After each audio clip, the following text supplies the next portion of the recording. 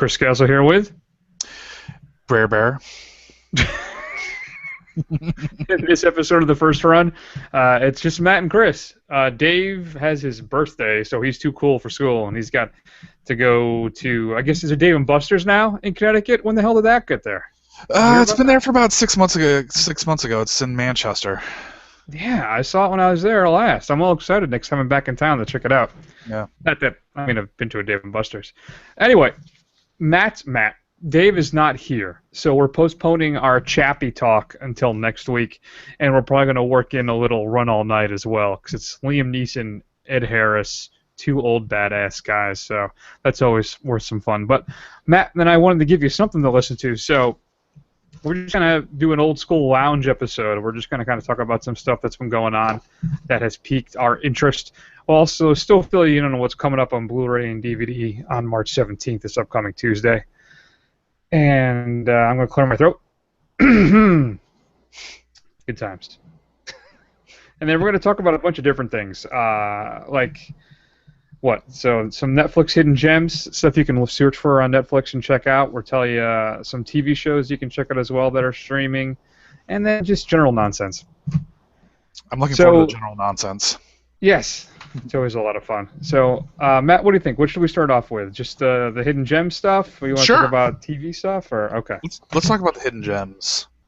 All right. So, the key to Netflix, I feel, is tracking down all the hidden stuff that's actually worth your time. There's not a lot out there, supposedly, when it comes to... A lot of people complain about their content, that there's not enough interesting stuff to watch. I don't know. I seem to find my stuff. I'm all right. And what I love about Netflix actually, is it tends to have a lot more of the artier stuff. The more independent fare. Mm-hmm. I think they do a good job of getting that stuff. So you get to find lots of cool stuff. Have you found that with Netflix, Matt? Has that been your experience? Yeah, I mean, generally you're not gonna get the big hits. Every now and again they'll slip an Avengers in there, or something like that. For a while they had all of the Marvel movies. But you're right. I think most of it, what you're going to find is stuff that you're going to have to kind of take a chance on, and and the kind of things that you and I frequent, the things that we read, a lot of the films that they talk about in kind of the hipster circles, if I dare call us such things, aging hipsters. I don't dress that way. You're a little close today. Well, today this is actually a fishing shirt, so I'm redneck hipster today. Okay. But I mean, there's a lot of that kind of stuff that's out on Netflix, and you really just kind of take a chance and watch a lot of it. That's true. I would agree with that. So some things that are on there now. I don't really have mine now that I'm looking at my list. It's not as exceptionally top 5 oriented. Okay. Just a few things that are on there that you might not know about. First off, did we do Robot and Frank for the old show when you were still on it? No, we did not. Okay. Well, Robot and Frank is on my list. I'm a big fan of this film. If you're not familiar, have you seen it, Matt? I have. In fact, it was on my list as well. Well, there you go. Yeah. Frank Langella, Dracula, plays a retired cat burglar who's dealing with some dementia or Alzheimer's issues, and his son gives him a robot caretaker to kind of help him out with everyday life, set in the not so distant future. Right. And he decides to train the robot to help him boost stuff, to help him conduct some heists. And I love the film. I think it's a lot of fun. It's very sweet at times, but Langella, and then is it Peter Skarsgård who voices the robot? I think so. Tyler, and then of course Cyclops himself plays his son. But I really enjoy Robot and Frank, and I think it's definitely worth checking out. What do you think? Yeah, I think it's a really good film. I think Frank Langella's performance is great, and as this kind of segues, into what was supposed to be this week's episode, but will be next week. It's kind of interesting to see the kind of play and bond between the unfeeling robot and the human person. That's true. I didn't even think about that. That's serendipitous. Is it a word, serendipitous? It is. It is a word. Nice. And you used it correctly. That's even the best. That's even the most impressive part. Yes, it is. So what about you? Do you have another recommendation, or should we move on since we both had Robot and Frank? We can move on. What do you got? So Ours. Go ahead. well, one of the things that I really like about Netflix is that it has a lot of stand-up comedy specials, and you can find a lot of really good stuff on there. And I'm going to highlight one which I watched the other day. Actually, I listened to it while I was at work. It's John Mulaney's New in Town, and it is absolutely hilarious. I was familiar with John Mulaney. I caught a couple of his TV show episodes, which were not good at all. So I didn't have really high hopes for this, but when he starts talking about Ice-T and his performance on Law and Order Special Victims Unit, and he starts talking about trying to con a doctor into giving him a prescription for Xanax. The funniest thing I've heard in a really, really long time. Had to literally cover my mouth to keep from laughing so hard while I was around people. It was that funny. So you should really check it out if you haven't seen it. And like I said, they've got Aziz Ansari specials. They've got Bill Burr specials. They've got all kinds of stand-up comedy on Netflix that they're only usually about an hour and 20 minutes long. So you kind of pop them in there, have a laugh, and then kind of move on to something else. I haven't really dived into the into the comedy offerings Netflix has. I don't know what it is.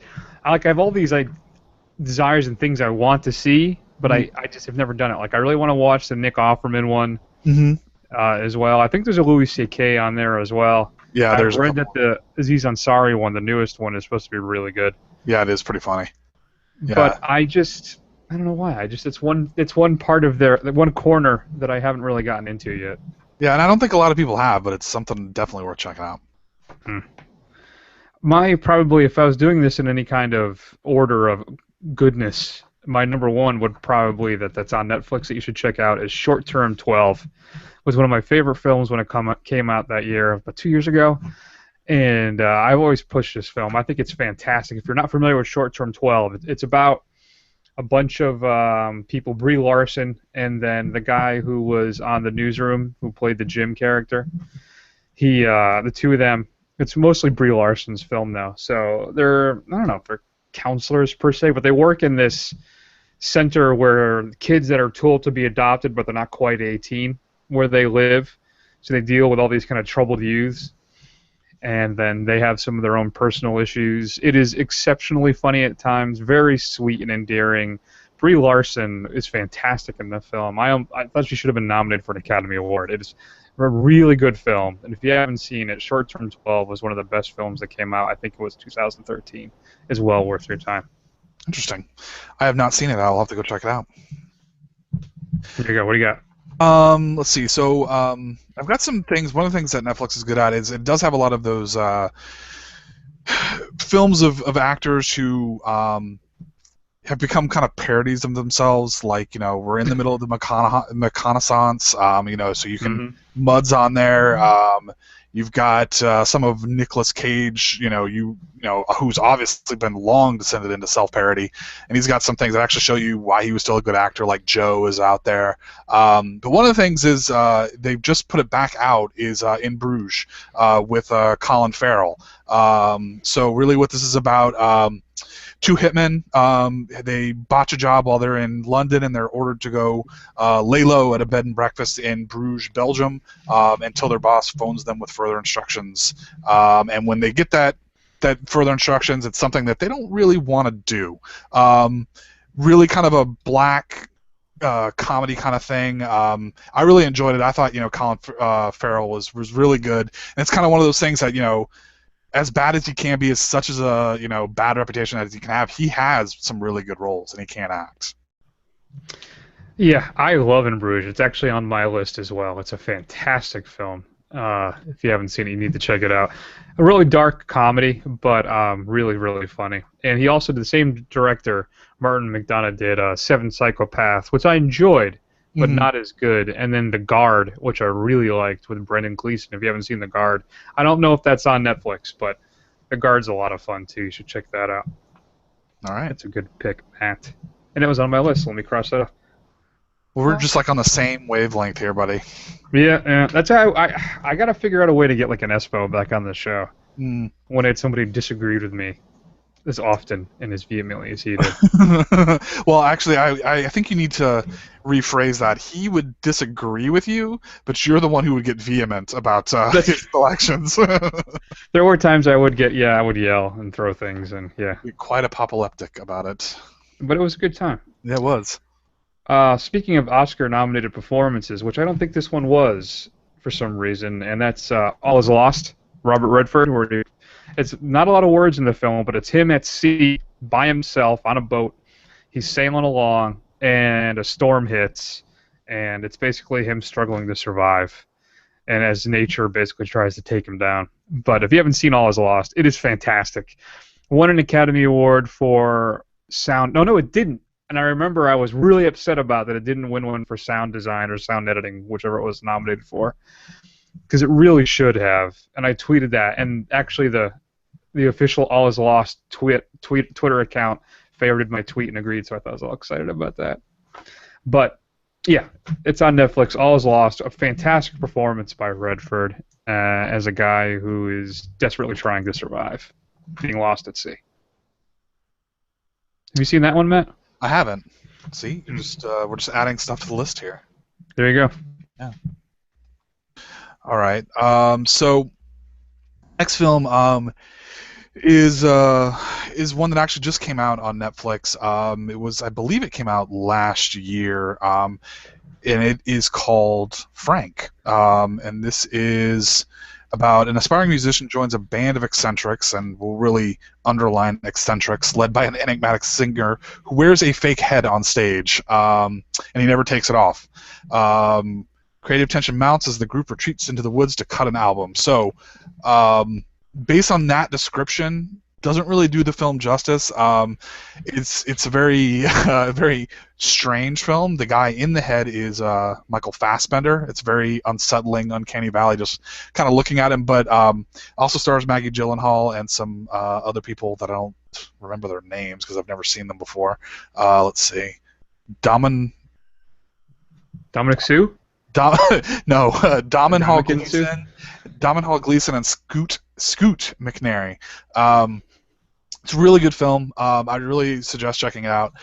It's really kind of shows the kind of I don't know, the hypocrisy and of the creative process. The kind of how a lot of people are really posers, but the people who are really artistic, like Frank, are also kind of weird and unscrutable. So it's a very interesting film. Yeah, that's on my list. I've been dying to see that. And there's a few things that are on Netflix that I've yet caught up with, and that is definitely one of them. Frank, I just gotta watch it. It's in my queue. There you go. Okay. What else did I have? Oh, okay. Dave. Wow. Sorry about that. Whoa, that's all right. Matt, have you seen Headhunters? No. Okay. So Headhunters is it's a foreign film, so it's going to require some reading. I apologize for that. It stars the Kingslayer from Game of Thrones. He plays the bad guy. Okay. And basically there's this guy who's played by Max Manus, he's a thief.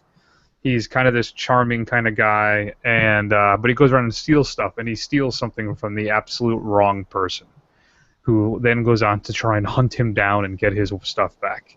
But it is very tense, very suspenseful, and has one of the more gross scenes I've seen in cinematic history, where a guy has to hide in an outhouse, in the outhouse. Ew. But I'm telling you, it's one of those just gripping thrillers. So if you're in the mood for one of those tonight, you could not go wrong with Headhunters. It's directed by Morton Tildum, who you may know just recently directed The Imitation Game, which had a lot of Oscar nominations. So there you go. Very good. All right, so my final suggestion is called In a World. Have you seen In a World? That's on my list too. Yep, I actually saw that in the theater. Oh, did you? All right. Mm-hmm. Very good. So this stars Lake Bell as vocal coach Carol Solomon, who lives in the shadow of her father, Sam, who is the quintessential Hollywood trailer guy whose voice of "In a World" that you hear in so many trailers is her father. As she tries to break into the field herself. Obviously, not a film. I don't. Have you ever actually heard? Kind of sidetrack here.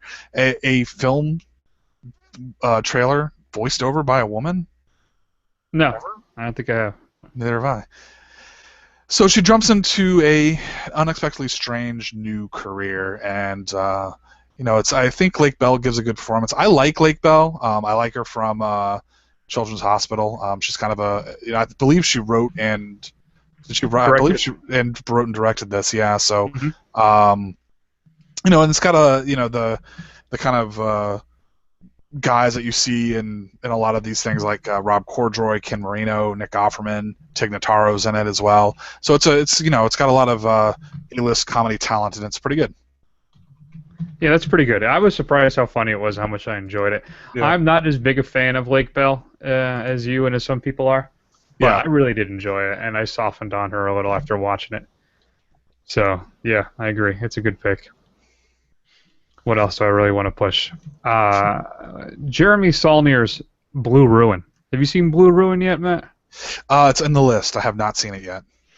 One of the most raw and probably realistic takes on revenge you'll ever see. It stars this guy named Macon Blair. He plays Dwight Evans, who's basically a homeless person at this point, and we find out that his parents were murdered. And the guy who killed his parents is about to be out of jail. So now it's his mission to kill the man who killed his parents. And everything that happens and all the twists and turns and his ultimate fate, I don't want to ruin any of it for you, but it's an exceptionally raw and realistic film. And the whole film rests, though, on Macon Blair's performance. He has these huge, expressive eyes. You feel everything he feels. And it is fantastic. It was one of the best films of last year. I think it was in my top 10, if not my number 11. It was a really good film. So if you haven't seen Blue Ruin, you really do need to check it out. But I warn you, it is an uncomfortable film because how raw and violent it is at times. It's not a family sit. All right. So what else is out there that you should check out? Europa Report, the science fiction film when they go to the moon of Europe. It's really good. That's really pretty well done for a smaller budget sci-fi. I loved what's his name? The Hobbit kid. Oh, Elijah Wood. Thank you. I don't know why I was blanking on that. Elijah Wood in the Maniac remake. Oh yeah, that was pretty good. I like it as much because I just love the score. It's got that 80s synth sound that I absolutely love. Gareth Edwards, his first film, Monsters, is on Netflix. If you're not familiar with Gareth Edwards, he did Godzilla this year, or 2 years ago, or this year, right? It was earlier this year. It was last year, I should say. Early last year. But they just announced he's directing one of the Star Wars films, the first standalone one called Rogue One, and that's him. So if you want to see his earliest work, you can check that out. A great kind of throwback Hammer horror film, Grabbers, is out there as well. I was surprised how much I like Grabbers. It's a lot of fun. It's just an old school monster movie. And then what else we have? Finally, OSS 117, Lost in Rio. Unfortunately, the first film, Cairo Nest of Spies, is not on there anymore. Oh, that sucks. They're so good. No. I'm saying it sucks that that the first one's not there anymore. Ah, okay. So yeah, I really like these films. I was able to see both of them in a theater-ish. I saw them at Real Artways when they came out. They star Jean Dujardin, who really came to fame here in the States in The Artist. But the OSS 117 films are hilarious spoofs of spy films. Absolutely, laugh out loud. I think the first one, when I watched it, I was crying. I was laughing so hard. And some stuff on there that I want to see. One of the big ones is The Woman Who Wasn't There, that documentary about the woman who made a whole career out of saying she survived 9/11 and she was never even there. Berberian Sound Studio. Have you heard about this one, Matt? No. Oh, Serbian Sound Studio? No, Berberian. No. Starts Toby something. He's the one that keeps playing the second fiddle in all the films. Like when they made the Hitchcock film with Anthony Hopkins, he did the absolutely horrible one about the HBO film Toby Jones. He also played Arnim Zola in the Captain America movies. That may help the kids. Yeah, no, I know who that is. I think it's called Serbian Sound Studio. No, it's not. I'm looking at it right now. Barbarian Sound Studio. I'm looking at it right now. Online. Right now. He plays a British sound technician. He's brought in to score an Italian film, and he finds out it's a horror film. Mm-hmm. He basically does the Foley work, the sound effects and stuff. Right. And as he progresses, weirder and weirder things start happening to him and around him. I hear it's pretty good, so I wanted to check that out. Harmontown, the documentary that followed Dan Harmon when he took his Harmontown podcast on the road. I'm a big fan of Community. They even have a Community shirt on right now. My Greendale alumni shirt for the viewers. And then Trip to Italy, the sequel to The Trip. I really like the first one, and I'm upset that I haven't seen the new one yet. And then finally, Dead Snow 2, wow. Red vs. Dead, when the Nazi zombies go up against the Russian zombies, maybe? I don't know. There you go. Is there any other things out there that you're looking that I haven't seen yet that I want to see? Yeah. So I've heard good things about this film Chef with Jon Favreau in it. Quite good. So I haven't seen that. I want to check that out. I also want to see the one I love, which I believe you guys did for the show, but I haven't seen that yet either. So that is something I want to check out. Yeah, those are both good picks, except when you watch Chef, it does have that little maddening thing that a guy like Jon Favreau would be able to get both. What's her name there? Sofia Vergara. Sofia Vergara and Scarlett Johansson both play love interests for him in this film. Well, I mean, I guess if you're the writer-director, I guess you can do what you want. And I want to see Korengal, the follow-up to Restrepo that we saw for the show a couple years ago. Yeah. Yep, I do want to check that out. And also, there's a remake of The House That Dreaded Sundown that's actually supposed to be pretty good. Yeah, that's on my list as well. My list is just really long. I mean, I literally could sit at home for like a week and not even get through half of it. Oh, yeah. I just canceled my DVD plan, though. Do you still have a DVD plan? I did. We're really doing bad at it. We were pretty good, but I mean, we've been sitting, like, movies will come in and they'll sit here for like 2 months. I think we've got Bad Words right now, and I still haven't watched it. That's the thing. I had the same movie for like 2.5 months. Yep. It's just at that point, it's not financially worth it anymore. Yeah, I'll probably have to cancel it again. So, there you go. Sorry, Netflix. We didn't mean to give you some bad press after all that praise. Before we get into more lists, let's tell you what's coming up on Blu-ray and DVD this upcoming Tuesday. That's March 17th. A lot of not good stuff, so you may want to just skip ahead, but I'll tell you anyway. Exodus, Gods and Kings, the Ridley Scott disaster piece, really bad. Christian Bale and Joel Edgerton, and it's just not an interesting film. Includes 9 deleted and extended scenes and commentary as well, featuring Ridley Scott. The Annie remake that tanked is being released as well. And if you buy it from Walmart, you get a Sandy plush toy. Includes a director's commentary, some bloopers, and a deleted song that features Jamie Foxx. Top 5. This I want to see. The Chris Rock film. Okay. That's coming out. Includes feature audio commentary by Rock and some featurettes and deleted scenes. But I get the feeling that one's going to hit Netflix relatively quickly. Penguins of Madagascar for the kids at home. That's coming out. There's a 3D version as well as a regular Blu-ray and a ton of features for that to keep the kids entertained. Vice, a straight-to-DVD flick it looks like, starring Bruce Willis and Thomas Jane. I'm a big fan of both of these guys, but I really feel... Man, does Bruce feel like he's getting more and more like a B-movie actor at this point? Was he ever anything else? Yeah, no. He never had some huge films. You're right, Matt. He was never a leading guy. That's a good point. Yeah.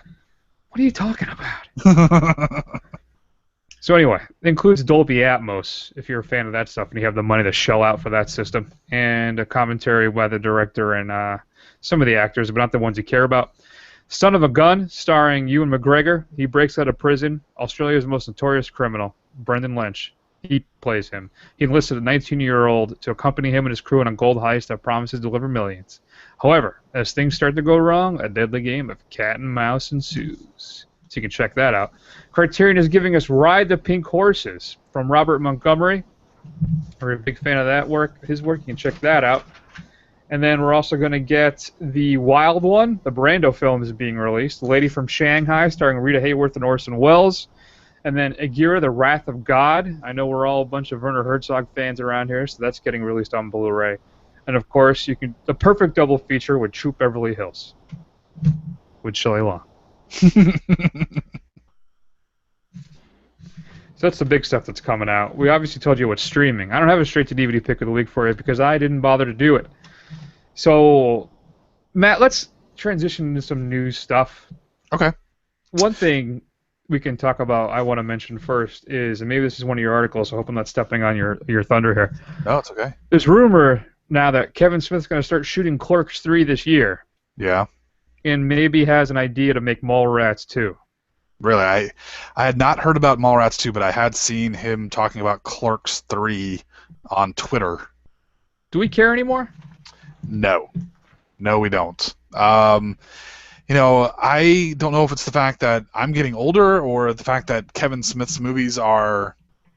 I mean, I guess I've always enjoyed them, but I mean, I don't really get all amped for a Kevin Smith movie to come out anymore.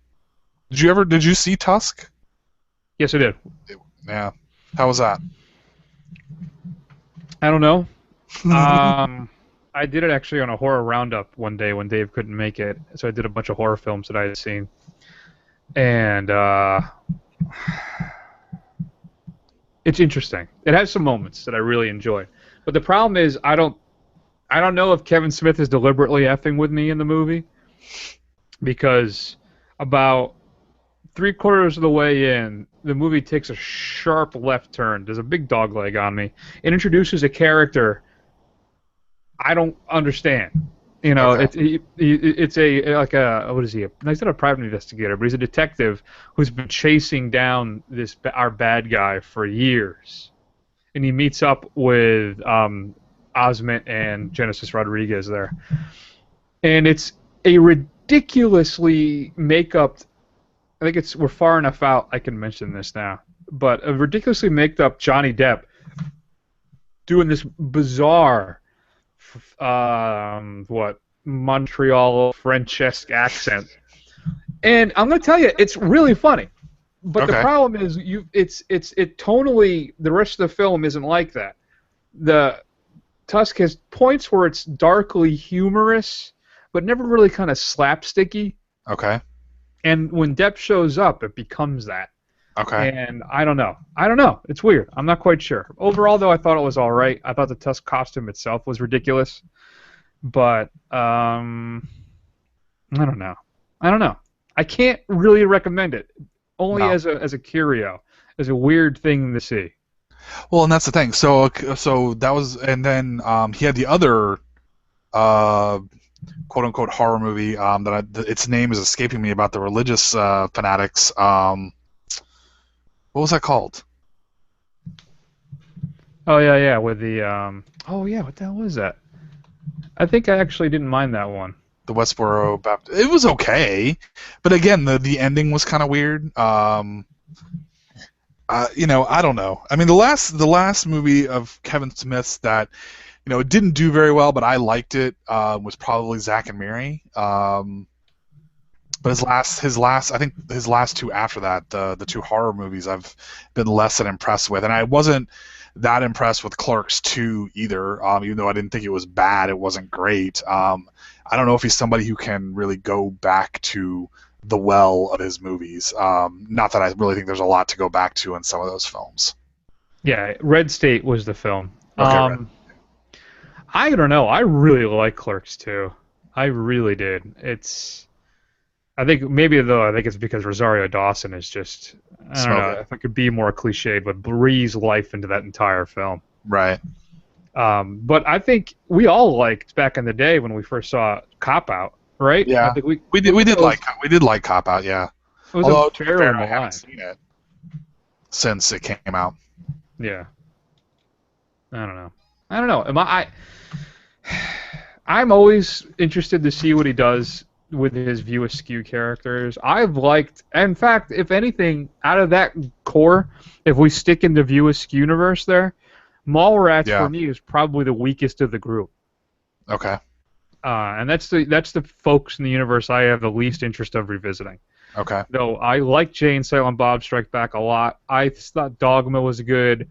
I still think Chasing Amy is his best film, but I haven't watched that in 15 years, so I'm terrified to watch it again. Right. I don't know if it holds up. Yeah, I've seen it more recently than you have, and it's not as good as I remember it being. I don't know. I was thinking for a while, I was thinking, yeah, I should definitely do it. Just do a Smith retrospective. Just watch everything again, and hopefully have it wrapped up in time for Clerks 3. I don't know. Listen, I do care. I still like the guy. I do. So, and I'm curious to see what he does. There are some moments of brilliance from Clerks 2. In fact, I have a friend of mine who's getting married. We're having a bachelor party for him in 2 weeks. And I got the invite via text, and I sent back to them a screenshot of the of the guy standing in front of the donkey with his arms raised. Interspecies erotica. Go. Anyway, so good times. All right, what do you got for me? Anything interesting? It's been a pretty slow news week, but I'll bring up a couple things. So, as we all know, you are a big fan of The Gentleman Who Busts Ghosts, correct? Yeah. The first film. I think the second film, I like to pretend it doesn't exist, much like the. Well, I think you and a lot of other people. So, as you know, they're making the much ballyhooed all-female version of Ghostbusters. I don't know if you've heard this. I have. I think the cast is inspired. I'm very excited about it. Okay. I'm hoping it's going to be a lot of fun. Though I haven't seen The Heat yet, right? And it's by the guy who did The Heat, or is it the guy who did The Bridesmaids? I can't remember which. It's by the guy who did The Heat. And let me tell you, I saw The Heat, and I would really temper some of that enthusiasm. I was not impressed with it. And to be quite honest with you, I'm not really familiar with Leslie Jones, and I'm only a little familiar with Kate McKenna, but Melissa McCarthy's and Kristen Wiig's whole shtick is wearing a little thin with me. So especially Melissa McCarthy, So I'm hoping they kind of tone that back a little bit, but I digress. Well, let me say that Leslie Jones on Saturday Night Live is pretty good, though she seems to be so far a one-note character, which is a screaming black woman. Okay. But when she's on the screen, she's pretty funny. But Kate McKinnon, for me, I think is the MVP of Saturday Night Live right now. Okay. I mean, she is brilliant on that show, and she's one of the things that keeps me coming back to it. So right. So we got a 50-50 shot here. I mean, the half the cast is good, or at least I have high hopes for, and other I'm kind of over. But you also heard the news of a quote-unquote all-male version of the Ghostbusters. That's right. With being directed by the Russos, who did the Captain America movie, but also have experience on Community, and some of our rumored to be in it, starring Chris Pratt and Channing Tatum. So, to be quite honest with you, at the risk of sounding sexist and having to turn in my progressive card, I think I'm more excited for the male version of this film. Yeah, I think that's exactly it. You're being sexist. Now I have to confess, I haven't seen The Heat, so I might be talking out of my reander on this one.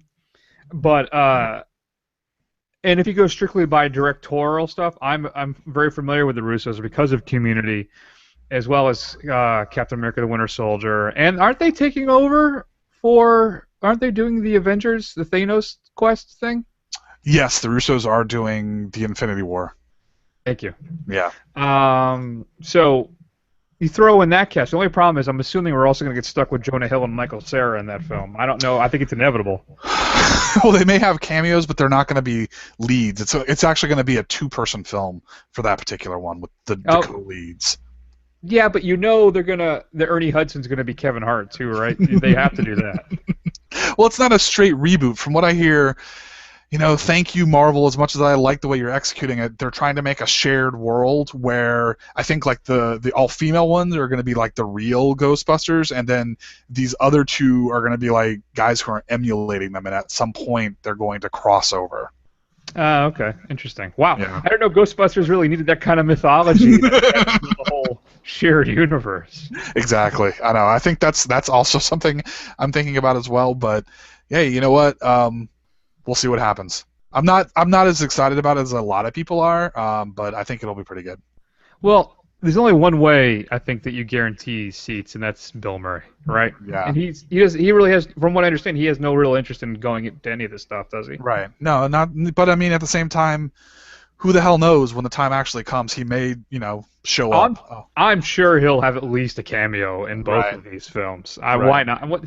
It's not like it's a dark time for him during the Ghostbusters era. Where there's a bunch of stuff he didn't want to do, Right. So I'm sure they'll back up a truck full of money, and he'll be like, "Okay, I'll show up for 10 minutes, and that'll be it." This is the man who did Garfield twice, so. That's true. Every time I start thinking about Bill Murray's artistic integrity, I need to remind myself about the Garfield films. Yeah, not once, but twice. It's really that twice that really damned him on that one. Did you hear, Matt, that they announced this week that Jason is going to be in Mortal Kombat 10? Oh, really? Jason Voorhees? Jason Voorhees. Interesting. The place, I guess, of Freddy Krueger, who was in the last one. Okay. But let me ask you. Now, if you go through the Pantheon, Pantheon,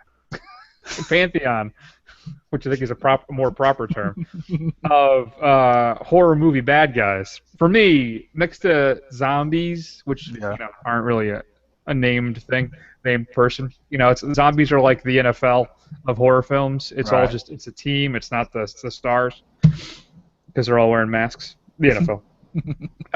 But for me, Jason's my go-to guy. Better than Pinhead, better than Freddy. I've always liked Jason. So, but isn't really, if we think about this, isn't the proper fit the Predator? Oh, that's a good point. Have throw the Predator in there and maybe an Alien. Hell, why don't you just keep throwing in as many as possible? I didn't even think of having an Alien. That would be awesome. That'd be sweet. Spitting acid, flinging his tail around. That'd be sweet. I'd love to see that fatality. Yeah. But I don't know. I'm excited about it, and I actually now, when I was on the fence about picking up Mortal Kombat 10, now they have Jason. Though from what I understand, it's going to be an add-on character that you're going to have to spend $10, $20 to get, or just wait for like the Game of the Year edition, like they always seem to do now. Right. But I'm much more interested in getting this now, though I still have to get a PS4. Though I think they will. They're making it for PS3 and Xbox 360 still. Yeah, they're still doing that kind of stuff. They delayed it for the older generation console for some reason, but not for the new ones. Interesting. Do you miss the days, though, when this kind of stuff was like a hidden, unlockable character? I do. I miss the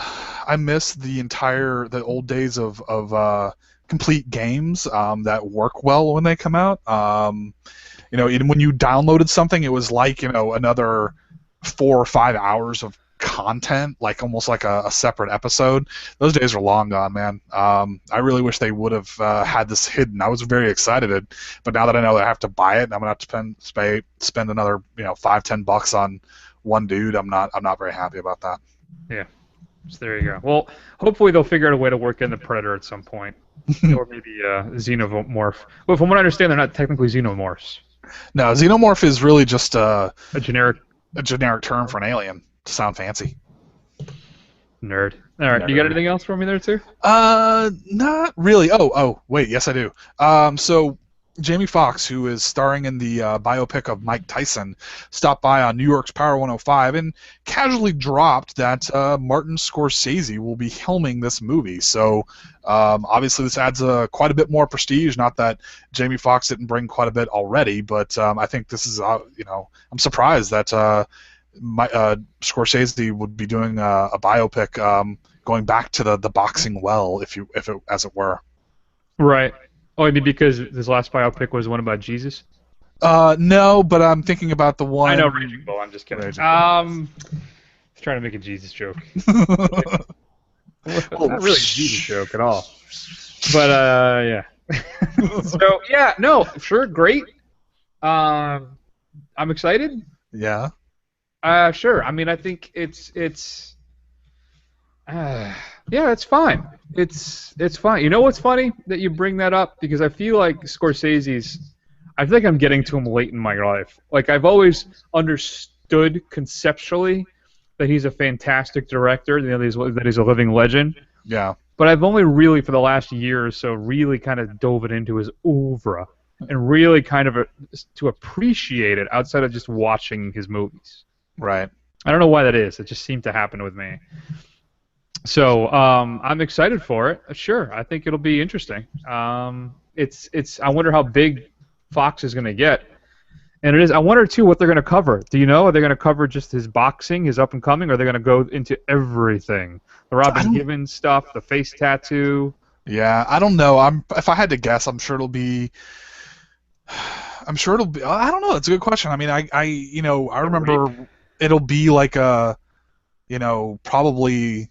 If I was going to do the movie, I could see them doing the beginning, him coming up, and then kind of showing like it all kind of falling apart with the Robin Givens and the rape and all that kind of stuff, and then kind of stop there. But at the same time, you could do the other part of it where you could start in, he's already at the top of his game, and then, he loses to Buster Douglas, and then it all kind of comes crashing down. I don't really know. Right. It'll be interesting, though. Yeah, definitely. All right. Good stuff. Good stuff. So what else do we want to talk about? TV? You want to talk about TV? Sure.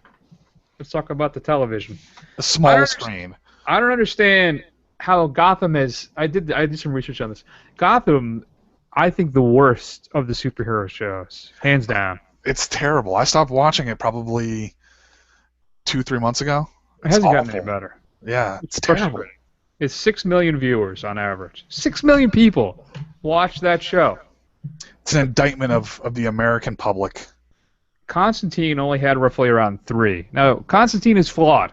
It is. And the problem, too, is that it's on the wrong channel. That show, as I've said for a decade, needs to be on HBO and has to go all out. And that thing would be a massive hit. But, and what I think is interesting, too, what I didn't realize, did you know The Flash actually has better ratings than Arrow does? I did not realize that, but that doesn't surprise me. Arrow's getting pretty convoluted. Yeah. Do you think it's got like one more good season left in it, maybe? Maybe, but we'll see. I mean, they're really pushing, like, turning the CW into the DC channel. So we'll see. We'll see what happens. That's because they want to do a Justice League type show, right? With the Atom and some other people. Yep. You know what's been pretty good though? The first episode just came back was Agents of S.H.I.E.L.D. Yeah, I haven't caught it yet. I've been pretty happy with Agents of S.H.I.E.L.D. for the most part. I'm kind of interested to see how they do this whole Inhumans thing. And I just finished catching up with Agent Carter, which I thought was pretty good. I don't. Yeah, I liked it. It'll be interesting to see if it comes back for another season. But I kind of like the idea of Marvel kind of doing these kind of short, self-contained miniseries of 6 to 10 episodes. I think that would be a way to do things as well. That's a good idea, actually. Instead of creating content for 20+ episodes that Agents of S.H.I.E.L.D. is doing. Right, exactly. And I'm looking at it right now too. The most recent episode, Agents of S.H.I.E.L.D., I got to tell you, I felt was a step backwards for the show. Oh, was it? Okay. I didn't enjoy it as much, and their ratings are basically just a few 100,000 above The Flash. In fact, the most recent episode, when it comes to, I should say that's not total. It's kind of the demo one, right? Mm-hmm. That says 3.8 million viewers. Wow. And Flash is hovering around 4.3 every episode now. Yeah, but Flash is a better show. It is. It's a lot of fun, and I can't wait to see how they resolve this stuff. Now, if you're not watching The Flash, it's pretty much a definite now that Tom Cavanaugh is Zoom. But the question is, Matt, which Zoom is he? Okay. There's 2, remember. Well, there's a few more. But there's 2 real reverse Flashes. There's Professor Zoom, which is Eobard Thawne. He's the first reverse Flash. And then there's Hunter Zolomon, who is the second one who just went by Zoom. And his thing, this is now Wally West, Jeff Johns' Flash, where he gets hurt, and this is in the comics, he gets hurt, and he's a profiler that's working for Central City Police, and there's a big fight, and the Flash shoots a bunch of people, but Zolomon gets injured in the battle, and he's stuck in a wheelchair. And he tries to use the Flash's, what do you call it, the thing that he runs on, the treadmill? Yeah, the treadmill that lets him travel in time and stuff. So he tries to activate it, and everything goes crazy. And he doesn't gain super speed. He actually has the ability to move through time, which makes him look like he's really fast. Okay. So his whole thing is he wants to make the Flash a better hero. While Professor Zoom is Eadbord Thawne, who is just psychotic version of the Flash. He's like the opposite, he's just a crazy guy who's obsessed with him. Right. So I think that Kavanaugh is Zolomon. He's one making the Flash a better person, which means that possibly, if you're watching the show, that the Zoom that kills Barry's mom is not actually Hunter Zolomon. It's actually the Thawne Reverse Flash. And Thawne is the name of Iris's boyfriend and dude's partner, right? Joe West's partner, exactly. Yeah. Now we don't know if that Thawne is going to be the real original, because technically the Thawne is the first one, Reverse Flash or not, because I think it's supposed to be actually in the comics. It's his dad. Right. But who knows? I mean, the Thawne is in the show, so basically what I'm trying to say is I love how the show's been handling all of this stuff. Yeah. I like that we're not going to have this long, drawn-out thing as to who Kavanaugh or who Zoom is. Yeah. They pretty much revealed that it was Kavanaugh in week 6 or something like that. I mean, they didn't sit on it for a long time, which I love the stuff that sets stuff up and then relatively quickly delivers it. And they have the luxury of having another Reverse Flash in their back pocket. Right. So I don't know. And how they're doing their versions of the classic iconic villains, and the fact that we're gonna get Grodd is awesome. I like how you're geeking out right here. I can feel it coming through the computer right now. The Flash was my favorite comics series when I got back into college. When I was in college, I had stopped reading comics for a few years, and then a buddy of mine, my buddy Roger, introduced me to Mark Waid's take on the Flash, and right around Terminal Velocity, and I absolutely loved it. And then Jeff Johns' run as well. So yeah, I'm a huge Flash fan. So yep. Cool. Very good. What do you got? Anything else? TV stuff you want to talk about? Better Call Saul. What do you think? Excellent. I got to tell you, the Mike Armentrout show last week. Yeah. For me, it was the best show of the series, best episode of the series so far for me. Yeah. But I think it's because I'm a huge Mike fan. Yeah. I loved Mike in Breaking Bad, and finally getting his backstory, I thought was absolutely riveting. And seeing him in that scene when he's talking to his daughter-in-law, explaining what happened as he breaks up. Right. When he's talking about it. Ugh, devastating. Absolutely, for me, it's like a perfect hour of television. And that show so far, outside of maybe the week before's show, which kind of a little weaker for me, I think has nailed it every week. Yeah, it's been actually really, really high quality. But I'll be curious to see, as we see Saul Goodman form, how long they can maintain this for. It'll be really interesting to see, as far as how much backstory there is to maintain this before he meets up with, Heisenberg. And they're even saying, that, interesting enough, they're saying that Aaron Paul is planning on coming back for some future episodes. So we may get to see Jesse Science Bitch Pinkman back in action. I would love if, in a couple of years, that occasionally Cranston and Paul both come back, and we get to see some of those key events through Saul's version of how everything happens. That's a good point. Actually, that would be really interesting if they did that, to see even to see what else Saul had to deal with besides Jesse and Walt. That would be actually really interesting. Yeah, I just started rewatching Breaking Bad again. I think it'd been long enough that it was time for me to dive back in. So I'm about halfway through season 5, at the end, basically right now.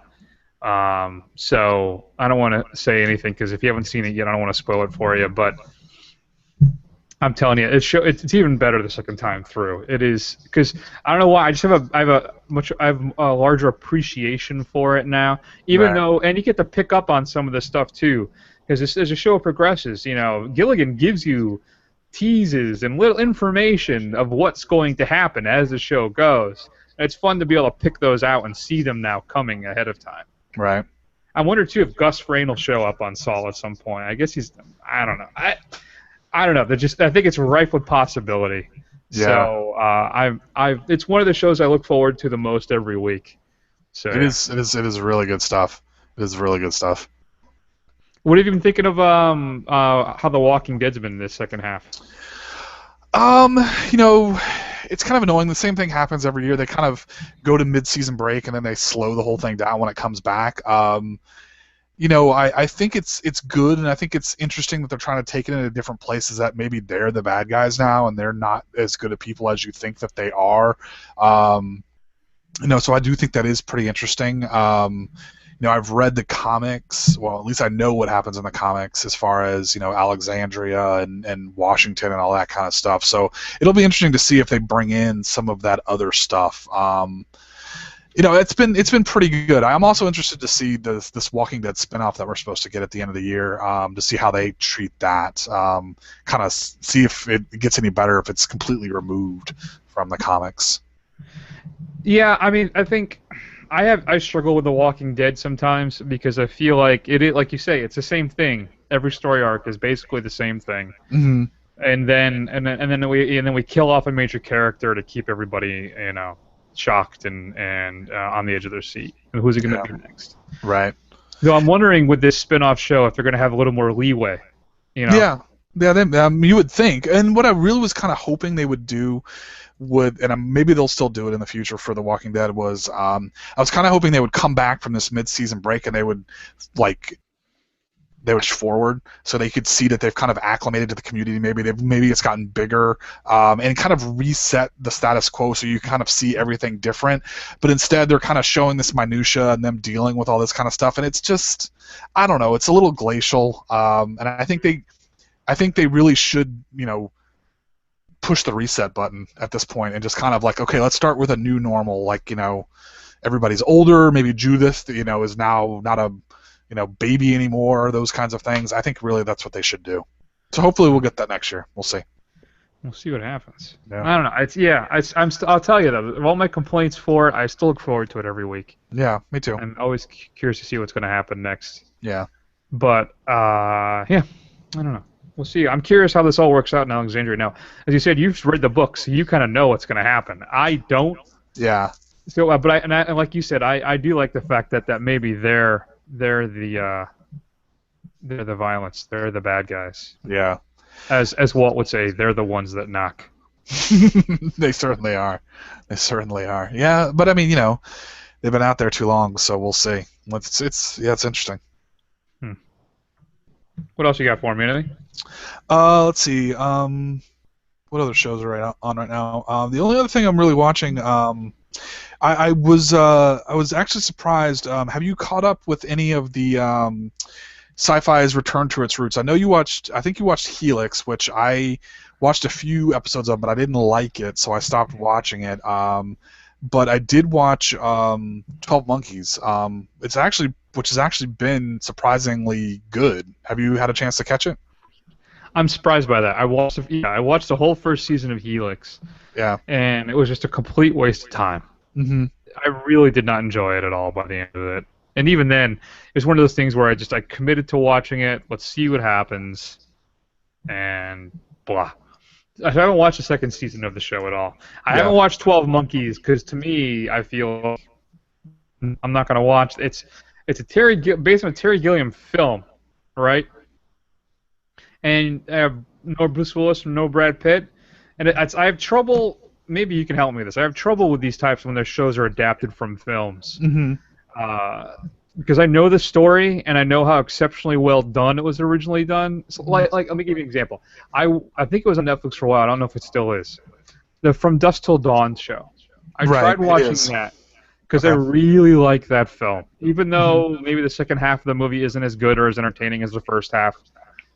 And what's funny is I'm more interested in the Gecko Brothers story than I am with the zombie showdown. Yeah. And yet, somehow, I couldn't get into the show. I watched like 3 or 4 episodes or whatever it was. I couldn't get into it. I think because I was spoiled by how just slickly good Clooney is in that film. I mean, he is so good in that movie. Right.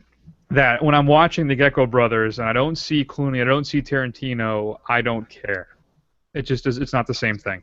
So am I basically telling me, am I too prejudiced? You're telling me I should get 12 Monkeys a shot? I think you should give 12 Monkeys a shot. So I think the thing what they did right with the movie or with the show is that other than the fact that the main character is Cole, they kind of threw out basically everything else. I mean, other than the fact that he's a time traveler, there's this plague in the future, it's somehow related to something called the Army of the 12 Monkeys, but it doesn't really follow the plot of the film at all. And they do, he jumps back and forth. So they do spend some time in the future, and you can kind of see what the future world is like. And he also, he dots around, obviously, in different points in the past. So, he'll come back before he's had a conversation that they had in last episode because it hasn't happened yet in the new one, and those kinds of things. So it is, I would say it's enjoyable. I would say that. I wouldn't say it's necessarily great, but I would think it's what, that kind of middle of the tier shows, and I think it's really fun. It's fun to watch. I think it's pretty good. All right, maybe I'll check it out once it hit Netflix. Because I think I'm too far out now, right? Was it like 6-7 episodes in at this point, if not more? Yeah, maybe even more than that at this point. Yeah, it's getting close to wrapping up. So, but it's good. You should check it out when you can see it. Let me ask you about this too, because I think this has really been. I don't know if it started with Mad Men. I'm not sure exactly what it was, but is the future of television, and is it better to do these 10 to 12, maybe 13 episode story arcs per season, almost like an English model, and stop with this 22, 25 episode season? Do you think that we'd be we'd get better stuff as consumers if we got that stuff instead? I think yes. I think yes, with a caveat. I think it would work better for serialized TV.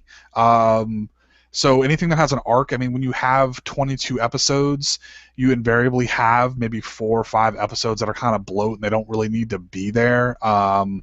So I don't think necessarily that it would work, that it's necessary for like a sitcom. I think sitcoms, for the most part, they're fine if they're 22 episodes, and if you have kind of like case of the week type shows like Law and Order, I don't think that those are dependent necessarily on being too long.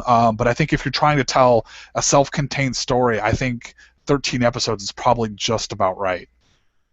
That's true. Because if I can get 22 episodes of Community every week, or even Law and Order again, I would be ecstatic. And did you hear the rumblings that NBC was considering bringing back like Law and Order for like a short 12-episode arc? Oh, interesting. Yeah, and Community starts next week, doesn't it? I think so. Yeah, they're not following the Netflix model though. They're just gonna go. They're gonna one episode a week. Sure. They're not gonna do everything at once. All right. Very cool. All right. So I do want to ask you one thing before we wrap up. Yeah. Have you seen Powers yet? You're a PlayStation Plus member, aren't you? No, I'm not. Oh, okay. All right. Did you watch the first episode? No, I haven't. I know you can see the first one for free, right? Yeah, you can. Yeah, if I had a PS4, once I get that, I might sign up for it. But I just don't game enough. Okay. No.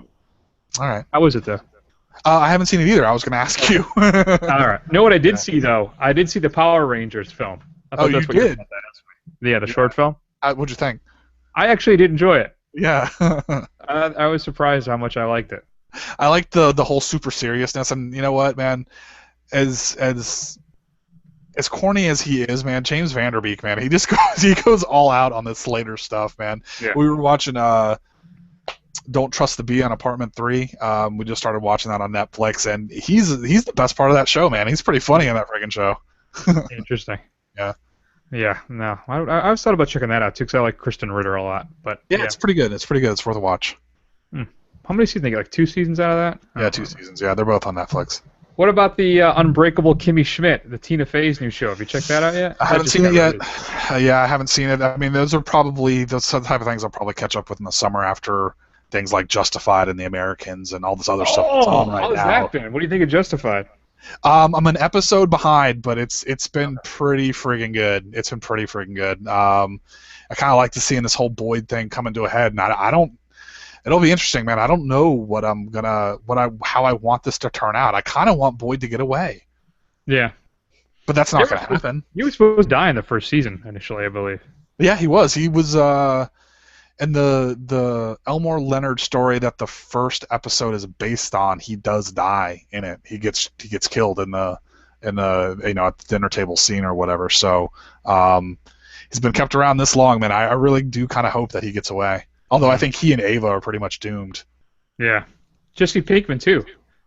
In Breaking Bad, he was supposed to go in the first season, too. Yeah, he was, yeah. But, no, yeah, I'm really... That's one of the shows I'm really going to miss. It's one of the most smartly written hours of television out there.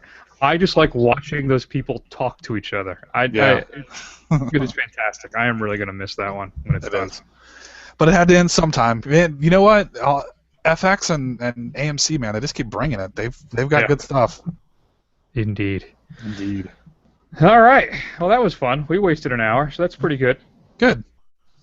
So I'm going to play a quick little clip of what we're probably going to talk about next week, and then we'll wrap everything up.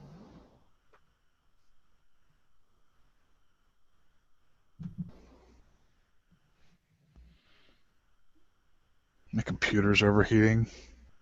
Uh-oh. Is it your Tandy? It's not a Tandy.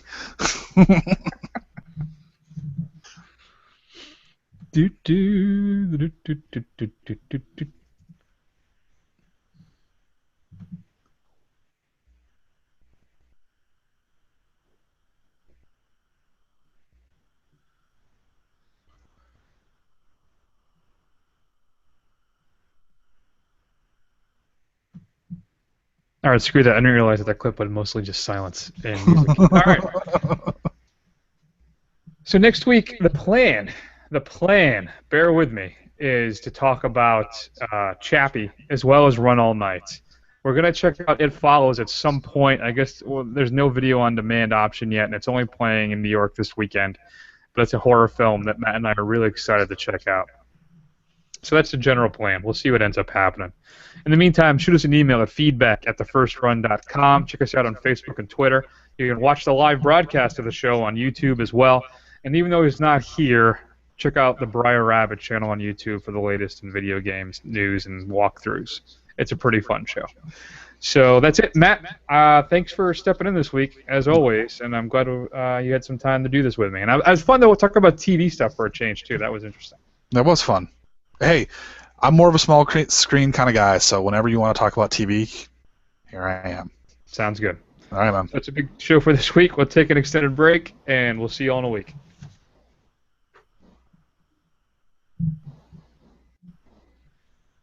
Deuces.